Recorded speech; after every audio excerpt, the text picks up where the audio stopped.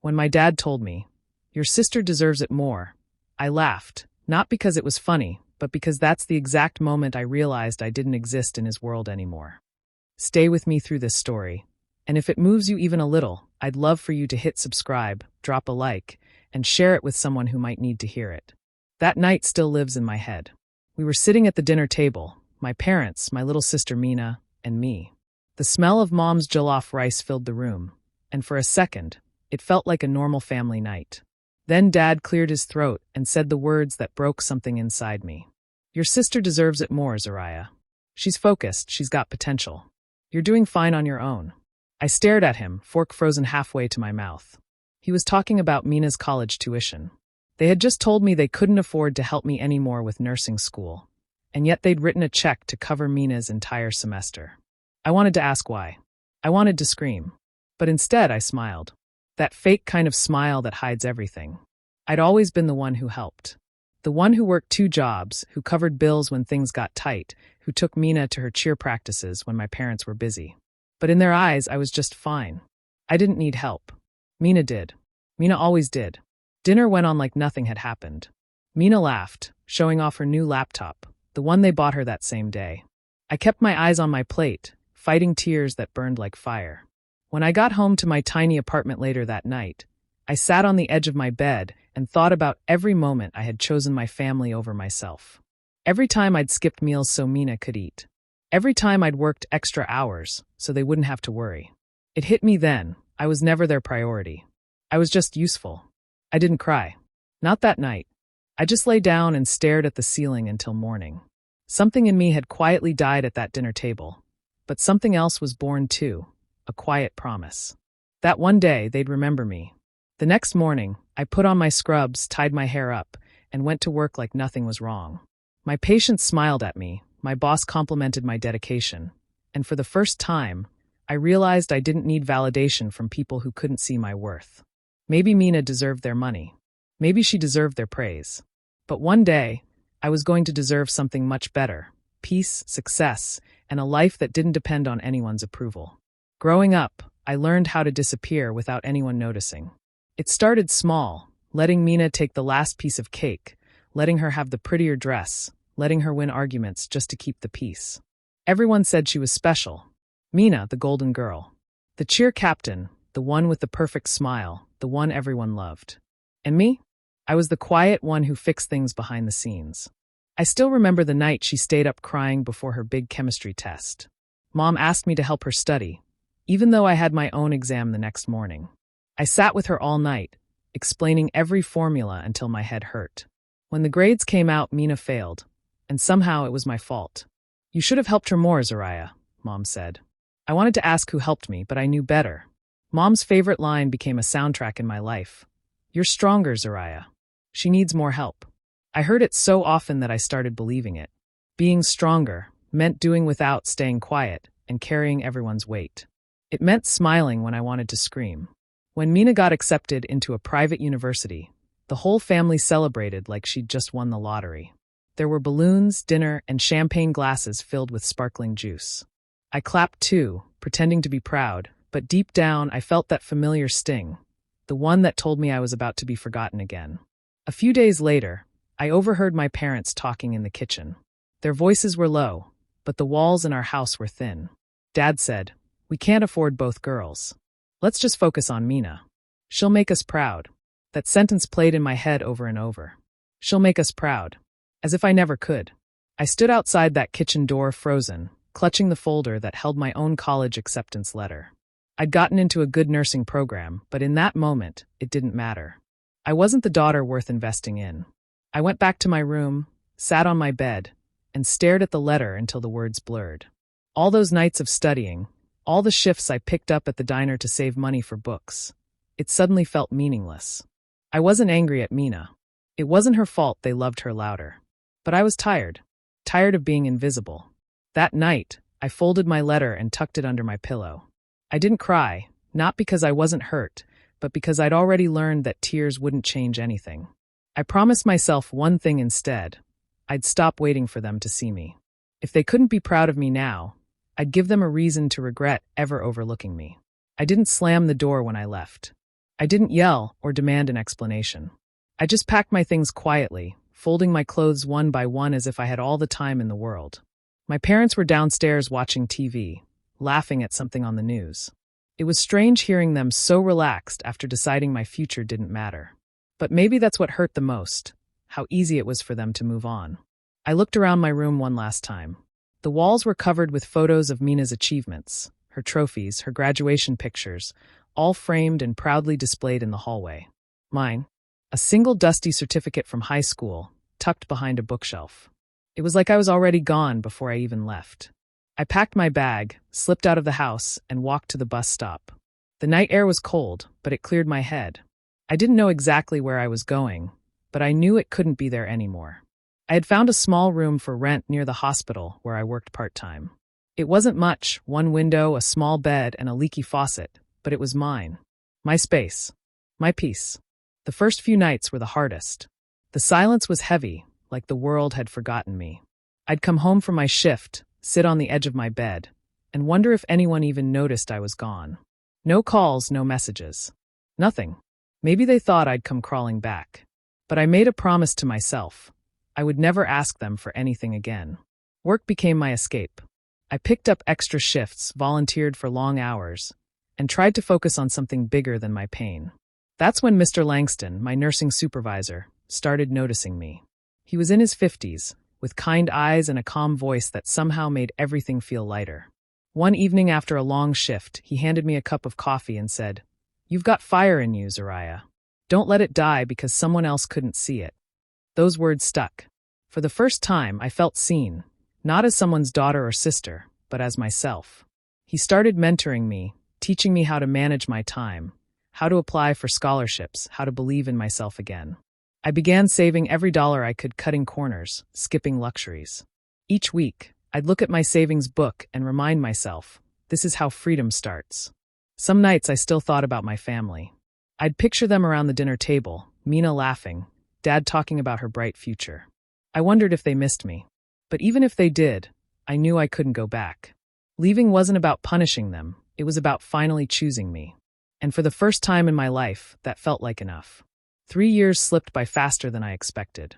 I had built a quiet, disciplined life for myself. Work, study, save, repeat. My little apartment was still small, but it felt like home now. I'd earned my nursing license, gotten a stable position at the hospital, and even managed to start saving for my own business idea. I was no longer the scared girl who left home in silence. I was becoming someone I could finally recognize. Then one evening, my phone rang. The caller ID made my stomach twist. It was my mother. I hadn't heard her voice in months. I answered, my heart racing, half hoping it was just a casual check-in. But deep down, I already knew it wasn't. "Zariah," she began softly, her voice shaky. "We need your help." I didn't say anything. I just listened as she went on about Mina. How college wasn't going the way they'd hoped. How she'd fallen in with the wrong crowd, skipped classes, and lost her scholarship. How she was failing. Every word sounded like an echo of karma. Then Mom said the thing that made me freeze. "We just need a little money to help her get back on her feet. She's been through a lot. Please, Zariah, you're doing well, right?" There it was. The irony of it all. The same family that couldn't spare a dollar for me when I needed help now expected me to fix the mess of the daughter, who deserved it more. I thought about that night at the dinner table, the way my father's words cut through me like glass. I could still hear his voice saying, "She's going places." I swallowed hard, my hand trembling slightly as I held the phone. "I'm sorry, Mom," I said quietly. "I can't help right now." She sighed, long and disappointed, before hanging up. No goodbye, no take care. Just silence. I sat on my bed for a long time after that, staring at the wall. I should have felt guilty, but I didn't. For the first time, I felt something else, power. Not the kind that comes from control or pride, but the kind that comes from knowing you no longer owe anyone anything. Later that night, I got a text from an old friend from high school. She told me she'd seen Mina on social media. The same Mina who once had everything handed to her, now posting vague quotes about heartbreak and failure. It seemed her perfect world was falling apart. I didn't reply. I didn't laugh. I just turned off my phone and went back to studying for my next certification exam. Because my revenge wasn't going to come from hurting them or saying, "I told you so." It was going to come from living so well that they'd have to watch me shine from the distance they created. Moving to DC felt like stepping into a new version of myself. I'd earned my RN license and finally landed a position at a reputable hospital. The city was bigger, faster, louder than what I was used to, but I liked that. It kept me focused. My days were long, and my nights were filled with studying and side projects. I didn't have much of a social life, but for once, I didn't feel lonely. I felt alive. Working in healthcare taught me more than just medicine. It taught me discipline, empathy, and how to stay calm even when everything around you was falling apart. Those lessons followed me home. I started experimenting with skincare formulas in my small kitchen, using my medical knowledge about the skin and natural healing. It began as a way to relax after my shifts, but soon people started noticing. A nurse at work asked if I could make her something for her dry skin. Then another colleague wanted one for acne scars. Before I knew it, word was spreading. That's when I met Elias Johnson. He worked in the hospital's biomedical department, tall, easygoing, the kind of person who made you feel lighter just by talking to him. One evening, he stopped by the break room while I was labeling jars of my homemade cream. "You know," he said with a grin, "you're onto something real here. Ever thought about making it official?" At first, I laughed it off. Me? A business owner? But Elias didn't drop the idea. He helped me design a small brand identity, build a website, and even connect with a local supplier. We'd spend hours after work brainstorming and planning, and somewhere in between, he became more than just a partner. He became my calm, the first person in years who believed in me without expecting anything in return. The first few months were rough. I juggled 12-hour shifts and late-night production runs, sometimes falling asleep at my desk. But slowly, it began to pay off. Orders came in steadily, reviews were glowing, and people started tagging my brand online. I named it Zio Skincare. Short for my initials, but it also stood for Zero Opinions, because I'd built it by tuning out every voice that ever told me I wasn't enough. By the end of the year, I had a small team, a rented studio, and a business I could proudly call mine. I didn't need anyone's validation anymore. I didn't even realize how long it had been since my family last called, until one afternoon, I saw Mina's name flash on my screen. For a moment, I just stared at it. Part of me wanted to ignore it, but something told me this wasn't just a friendly check-in. Mina never called unless she needed something. I sighed, setting the phone down, my heart steady and calm. Whatever storm was coming, I knew this time I was strong enough to face it, and I didn't need them to survive it. It was a Sunday afternoon when the call came. I was in my office, sorting through product samples when my phone buzzed. Mom's name flashed across the screen. For a second, I almost didn't answer. But something inside me, curiosity maybe, made me swipe to pick up. Her voice was trembling. "Zariah, please, we need your help." I didn't say anything. I just let her talk. She told me everything. How Mina had been expelled from the university after failing multiple classes, how she was now pregnant and the boyfriend had vanished, how the rent was overdue and the school fees unpaid. Every word poured out like a confession. I could hear the panic in her breathing, the shame in every pause. "Your father is trying to fix things," she said, "but we're drowning in debt. We thought maybe you could help just a little." For a moment, I didn't recognize her voice. My mother, who once looked at me with quiet disappointment, now sounded desperate. I wanted to feel sorry for her, for Mina, but all I felt was cold.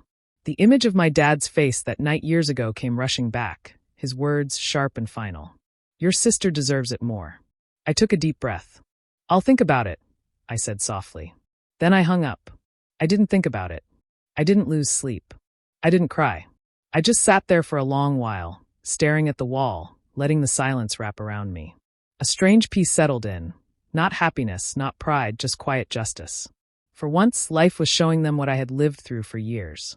That evening, Elias came over. He found me sitting on the couch, lost in thought. "You okay?" he asked gently. I told him everything. He didn't interrupt, just listened the way he always did, calm, steady, kind. When I finished, he nodded slowly. "Sometimes," he said, "revenge is just living well." I smiled faintly. "You think that's enough?" He looked at me, eyes steady. "It's more than enough, Zariah. You don't have to destroy anyone to prove you survived them." I wanted to believe him. I really did. But a small part of me, the part that remembered every ignored cry for help, every time I was told to be strong, couldn't let go that easily. This wasn't about revenge anymore. It was about balance. about watching the people who once called me invisible finally see the cost of their choices. Later that night, I got another message from my mom. Just 2 words, "Please, Zariah." I didn't reply.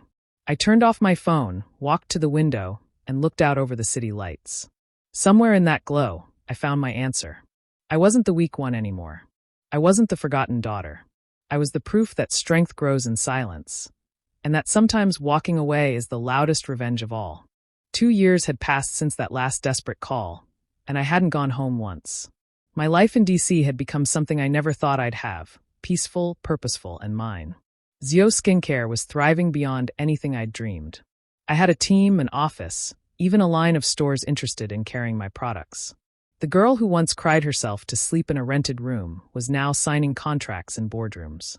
When the invitation came, a message from Mom saying, "It would mean a lot if you came home for dinner," I hesitated. I almost deleted it, but something inside me whispered that it was time. Time to face them. Time to let them see what I'd become without their help. The drive to Atlanta felt surreal. My hands rested on the steering wheel of my new car, the soft hum of the engine reminding me of how far I'd come. I wasn't that forgotten daughter anymore. I was someone now. Someone who'd built her name out of silence. When I pulled up to the house, everything looked smaller. The walls, the driveway, even the trees. Maybe I'd just outgrown it. Mina's car was parked out front, older and dented. I took a deep breath and walked up to the door. Mom answered first. Her face lit up, but her eyes flickered with guilt. "Zariah, look at you," she whispered, her voice trembling. Behind her, I saw Mina, holding a little boy, her son. She looked tired, older, and nothing like the golden child she once was. Dad appeared in the doorway next. He stared at me for a long second, pride and shame tangled in his expression. "You look successful," he said finally, his tone stiff. Dinner was quiet at first. The sound of clinking cutlery filled the silence between us. Mina kept her eyes down. Mom tried to make small talk about my business, her voice full of forced cheer. Then Dad leaned back, cleared his throat, and said, "We always knew you'd do fine on your own." I put my fork down slowly and looked at him. "No, Dad," I said calmly. "I did fine because I was on my own." The room froze. Even the little boy stopped playing with his spoon. Dad's face tightened, Mom's eyes welled up. Mina looked like she wanted to disappear. For the first time, they didn't have an answer. I didn't raise my voice. I didn't cry. I just sat there, letting the weight of my words settle in the air. The silence after that was heavier than any argument could have been. When dinner ended, I stood to leave. Mom tried to hug me, and I let her, though it felt like hugging a stranger. As I walked out to my car, I glanced back at the house, the place where I once begged to be seen. Now, it was just a memory. I drove away, the night sky reflecting off the glass, and for the first time, the road ahead felt completely mine. The silence at the dinner table was already fragile, hanging by a thread when Mina suddenly dropped her fork and said, "You've really changed, Zariah. You walk in here acting like you're better than everyone." Her tone was sharp, bitter, the same old venom she used when she wanted to make me small. I looked at her, calm but unflinching. "No, Mina," I said softly. "I just stopped pretending I wasn't enough." She scoffed. "Please. You're sitting here in designer clothes, flashing your success like a trophy. You don't even care about this family anymore." The words hit me harder than I expected. I took a breath, my fingers tightening around my napkin. Then I set it down and looked each of them in the eye. "You think I don't care? You have no idea what it took to survive being your ghost." Mina frowned. "What are you talking about?" I leaned forward, my voice steady. "Every time you got what I begged for. Every time Dad said there wasn't enough for both of us, but somehow there was always enough for you. When I walked to work in the rain because you needed the car. When you threw away my college brochures and told everyone I wasn't smart enough." Mom's eyes filled with tears. "Zariah, that's not." "Please don't," I interrupted gently. "You knew. You always knew. You just didn't stop it. You told me to understand, to let things go because Mina was sensitive. You wanted peace in this house, but peace always meant my silence." Dad shifted in his chair, staring at his plate. He hadn't said a word. He didn't need to. His silence had always been loud enough. Mina's voice cracked. "You think you're the victim? You left us." I shook my head. "No, Mina. I didn't leave. I was pushed out by your words, by his indifference, by her excuses. And still I worked. I built something from the ground up, something no one believed I could. And now that I've made it, Suddenly you all want to act like this family ever lifted a finger for me. Mom started crying openly. We were wrong, Zariah. We didn't know. You did, I said quietly. You just didn't care enough to see it. For a long moment, no one spoke. The clatter of the clock in the hallway was the only sound. Mina looked down at her hands, shaking. Dad's jaw clenched, but still, he said nothing. I stood up slowly, pushing my chair back. Enjoy your dinner, I said, picking up my bag. I'm done trying to earn a seat at this table. My heels clicked against the tiled floor as I walked out. Each step echoed down the hallway like a final goodbye, sharp, certain, and free. Behind me, I could still hear the faint sound of my mother's sobs. But I didn't turn back. Not this time. When Mina's name appeared on my phone's screen after months of silence, I almost ignored it. But something in me, maybe curiosity, maybe the quiet voice that still believed in redemption, made me answer. Her voice trembled. Zariah, I need your help. I said nothing for a moment, listening to the soft hum of my office in the background. What kind of help? I asked finally. I'm trying to start over, she said. I messed up. I know that now. I've been applying for jobs, but no one's hiring me. I thought, maybe, you could give me a chance. Her words were small, fragile, so unlike the confident, spoiled sister I grew up with. For a long time, I had dreamed of this, her begging me turning away. But when it finally came, it didn't feel like victory. It felt like closure knocking softly instead of revenge screaming loud. Come to my office tomorrow, I said quietly. We'll talk. The next morning, Mina walked into my company's lobby, clutching a cheap purse and wearing a nervous smile. She looked different, tired, humbled. The receptionist stared at her, recognizing my sister from old social media pictures where she was all glitter and filters. Now she was stripped of all that. I took her into my office, the air thick with unspoken history. You'll start in customer service, I told her. Entry level. No special treatment. No one here needs to know you're my sister. Her eyes widened, but she nodded. I understand. And she did. Day after day, Mina showed up, late sometimes, unsure, overwhelmed, but she didn't quit. She took calls from angry customers, sorted packages, and stayed behind to clean up. I watched from afar, never intervening, never saving her.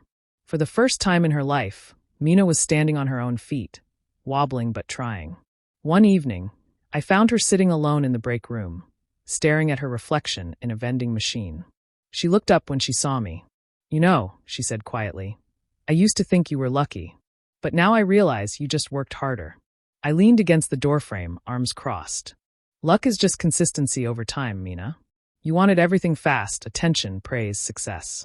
But the slow work, that's where the power is. She nodded, tears gathering in her eyes. I'm sorry, Zariah. For everything. I didn't deserve your help. I gave a faint smile. Maybe not before, but you're earning it now. From that day, something shifted between us. The walls didn't crumble overnight, but cracks formed, enough for light to get through. We started having coffee after work, sharing stories, even laughing sometimes. For the first time, Mina wasn't the golden child, and I wasn't invisible. We were just two women, sisters, learning what deserve really meant. Not favoritism, not pity, but the quiet grace of finally doing the work to be seen. The city lights flickered beneath me like 1,000 tiny stories, each one burning brighter than the last. I stood on the balcony of my office, the wind tugging gently at my hair, the scent of rain drifting in from the streets below. Somewhere down there, people were rushing home, chasing dreams, losing hope, finding it again, just like I once did. It had been years since I left that house in Atlanta. Years since I packed my life into a single suitcase and decided that if no one was going to choose me, I'd choose myself. Back then, I thought walking away meant losing everything. Now I know it was the only way I ever found anything real. My phone buzzed beside me on the railing. Another congratulatory message about the new product launch. My company had just hit a major milestone, and for once, the applause didn't feel empty. I smiled, not out of pride, but out of peace. Because this, the quiet, the independence, the balance, this was the life I built with my own two hands. Sometimes people ask if I ever made peace with my family. The truth is yes and no. Mina is doing better now. She's grown, humbled, stronger. We talk occasionally, mostly about work. There's no hatred between us anymore, just understanding. She once told me, "You didn't just rebuild your life, Zariah. You rebuilt mine too." I didn't have an answer for that, but maybe that was her way of saying thank you. As for my parents, well, time has a way of softening edges, even the sharpest ones. They've apologized in small ways. A birthday call, a letter, a visit that ended without shouting. I don't blame them anymore. I think they did what they thought was right, even if it nearly broke me. And maybe that's what growing up really is. Realizing you can't rewrite the past, only decide how you carry it. I took a deep breath, watching the skyline pulse like a living thing. For the first time in my life, I didn't feel invisible. I didn't feel the need to prove anything, not to them, not to anyone. I existed fully, scars, success, solitude, and all. There's a quiet kind of power in walking away. Not the loud, dramatic kind they show in movies, but the steady, self-assured kind that comes from knowing your worth without needing anyone else to confirm it. I picked up my phone again and whispered to myself, not out of anger but closure. They said my sister deserved it more. A pause, the city breathing with me. Maybe she did back then. But now, I smiled, my reflection calm against the glass. Now I know I deserved peace. And for the first time, I felt it completely. Do you think Zariah made the right choice by walking away and building her own peace? Or should she have given her family another chance to make things right? Share your thoughts down below. I'd really love to hear what you think. And if stories like this move you, don't forget to like, subscribe, and turn on the notification bell so you never miss the next one.